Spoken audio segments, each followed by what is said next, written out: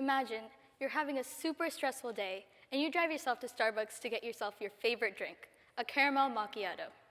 You take a sip, but instead of feeling happy, you start thinking about the amount of sugar and the amount of calories you just consumed. These thoughts cloud your mind and make you more stressed than you started out.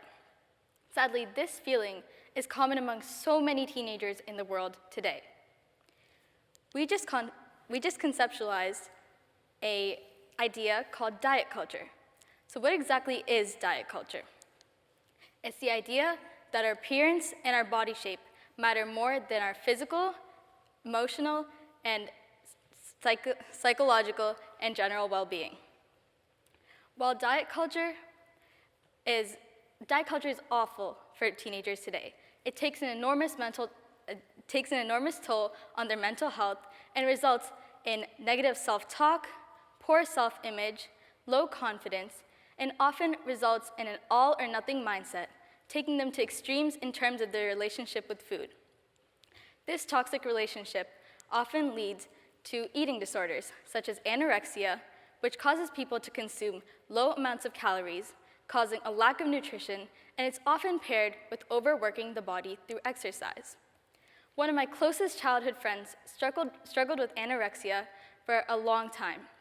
Her journey started in the 7th grade when her parents made comments about her body, making her insecure and unconfident. She decided to take it upon herself and decrease the amount of food that she ate and overwork her body through exercise. While in the beginning it wasn't too bad, it reached its peak in the 9th grade. She decided to resort to eating 1 meal a day and often paired it with overworking her body through 4 or more hours of exercise. She slowly realized the toll that it was taking on her mental health as her hair began to fall out. She was losing focus and was always exhausted. Her grades were dropping in school, and she couldn't do the sport that she loved the most, cross country. Ooh, I know we just addressed some pretty heavy topics, but I do want to take a moment to tell you that dieting is not all that bad. You may be wondering why I changed my stance so drastically.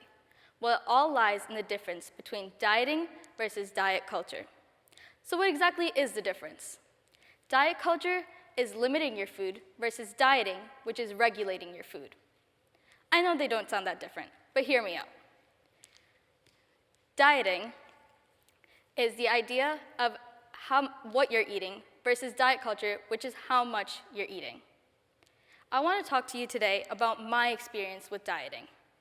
My original diet consisted of maybe 3 to 5 different types of vegetables and 1 to 3 different types of fruits.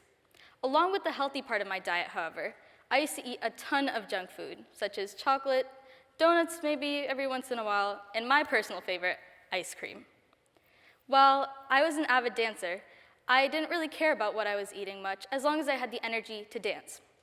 This all changed during quarantine, however, when I had to take a break from dancing.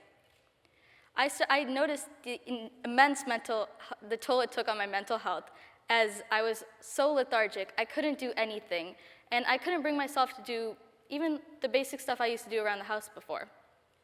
Around the same time, my dad was struggling with issues close to diabetes. He decided to see what he could change in his diet to help his body and improve his lifestyle. He tried several different diets and decided to take on the keto diet. After practicing it for a couple of weeks, he noticed an immense difference. The pain he once had was gone, and he was more active than he had been for the past several months.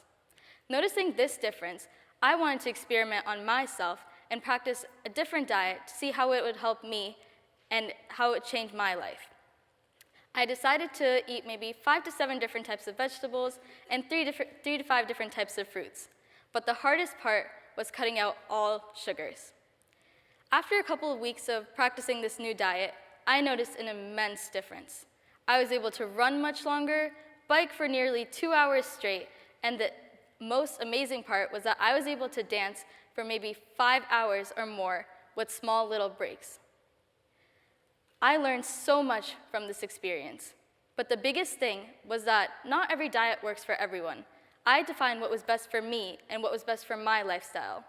While I definitely don't follow a diet as bad as the last one, bad meaning cutting out sugars was so hard, But I noticed that it was not really how much you're eating versus what you're eating and how healthy it is for you. While it is okay to take breaks once in a while, eat whatever you're craving, a little donut, a little ice cream, here and there, it's important to take everything in moderation. Thank you.